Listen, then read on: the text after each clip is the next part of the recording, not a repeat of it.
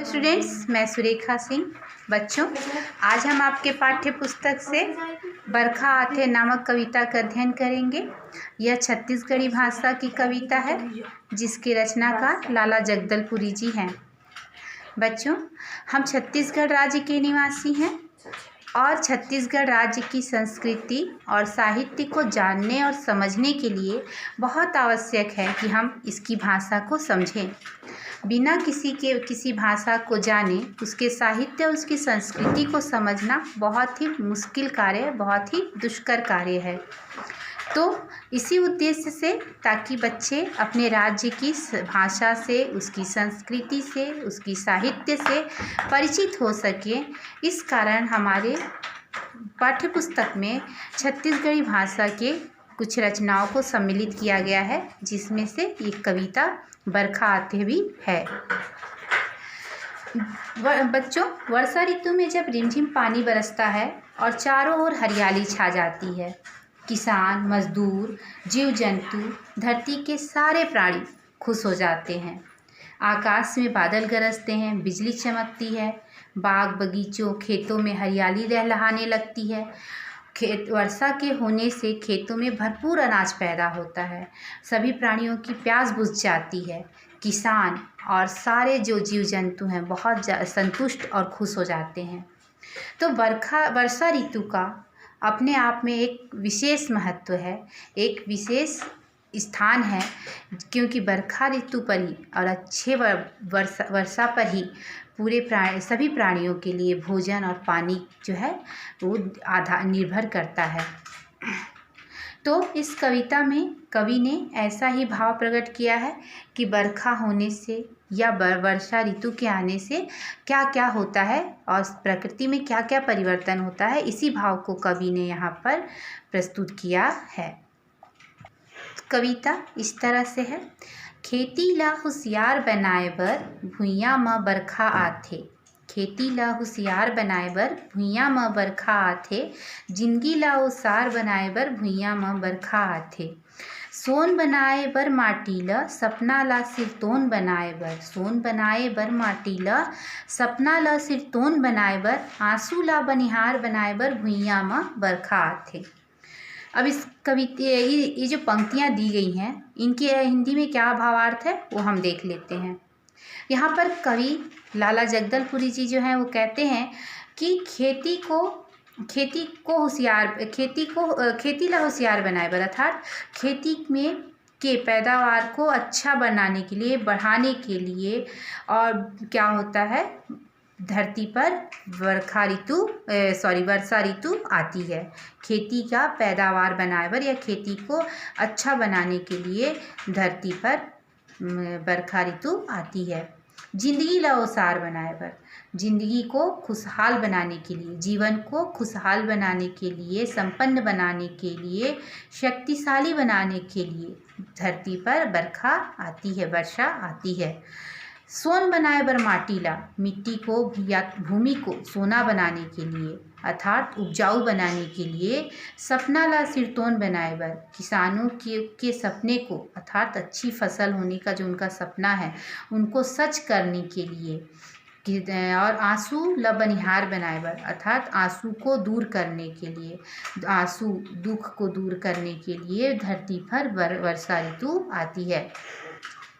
आगे की पंक्ति में, बाजत रहिथे छिमिर छिमिर रोज चिकारा अस बरखा के। बाजत रहिथे छिमिर छिमिर रोज चिकारा अस बरखा के।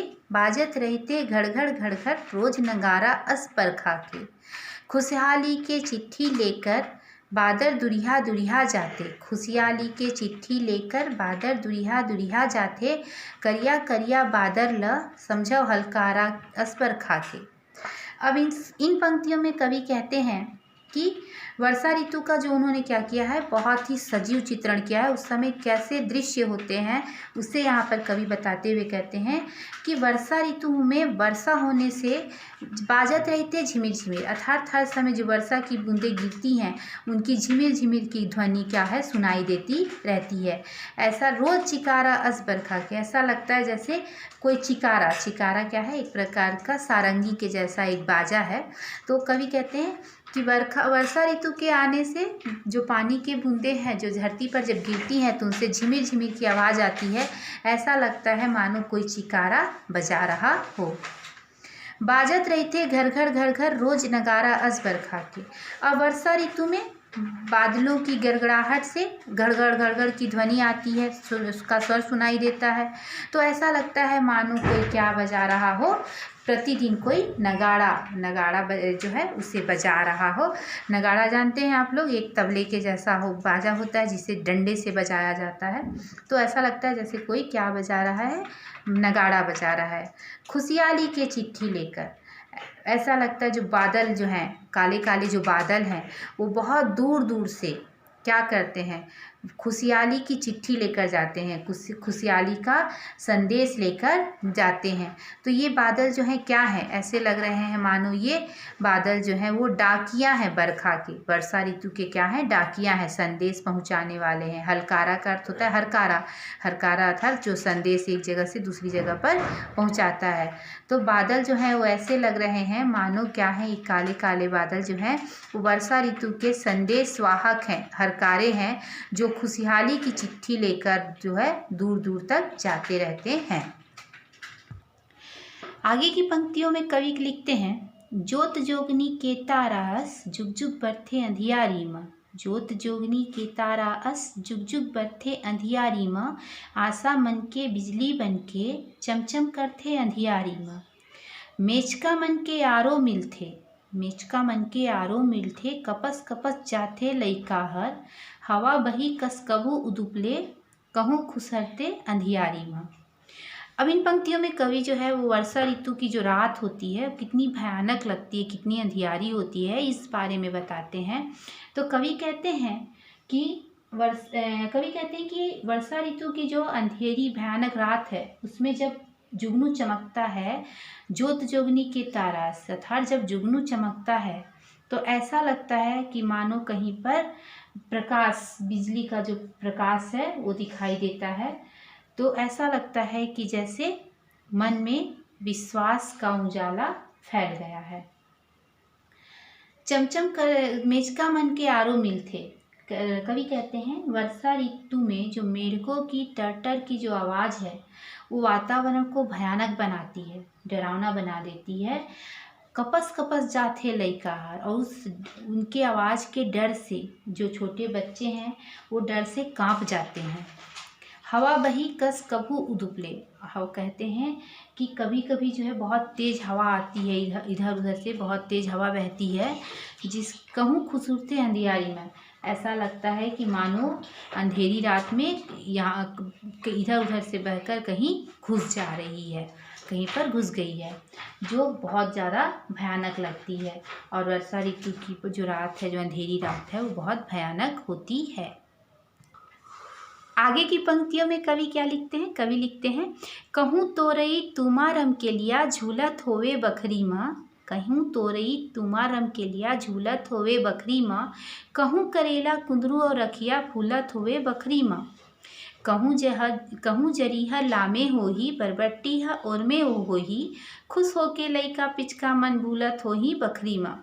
अब इन पंक्तियों में कवि जो है वर्षा ऋतु में जो बाड़ी होती है, जो सब्जी का खेत होते हैं, जो सब्जी की बाड़ी, जो किसान जो अपने घरों के बाहर जो छोटे से बाड़ी बड़ी जैसे बनाए रहते हैं, उनमें जो सब्जी होती है, सब्जी जो कि कई प्रकार की जो सब्जियां हैं वो बाड़ी में फल रहे हैं, उस बारे में यहाँ पर कवि लिखते हैं।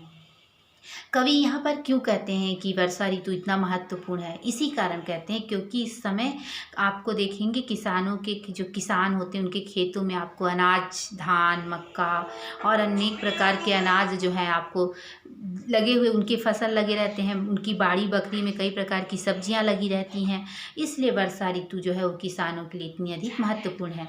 तो कवि इसमें क्या कहते हैं, कवि कहते हैं कि वर्षा ऋतु में बाड़ी में कहीं कहीं सब्जियों की बाड़ी में कहीं तोरई तो कहीं लौकी, कहीं भिंडी, ये आदि क्या है झूलते रहते हैं, झूलत हो है बखरी में, अर्थात जो बाड़ी में झूलते रहते हैं, फले रहते हैं।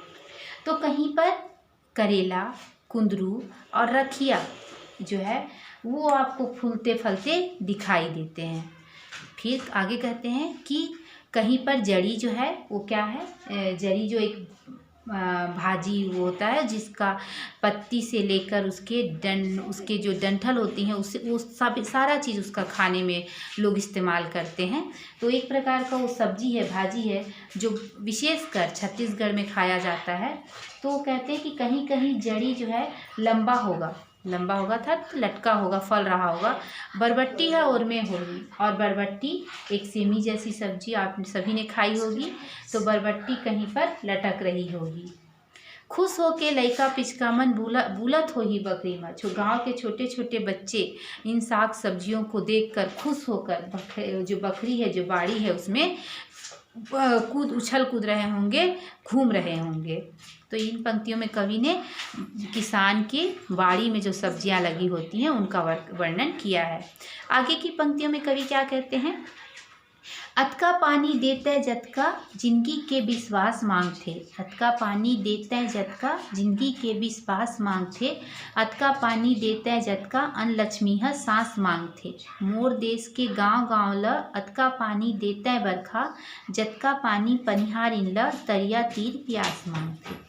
अब इन पंक्तियों में कवि जो है वो वरुण देवता अर्थात जल देवता से जो है प्रार्थना करते हुए कहते हैं कि हे जल देवता, हे वरुण देवता, हमें उतना ही पानी दीजिएगा जितना जीवन के लिए आवश्यक है। जितना जीवन का विश्वास मांगता है, जितना जीवन के लिए आवश्यक है उतना ही दीजिए, जितने में अच्छे से पैदावार हो सके।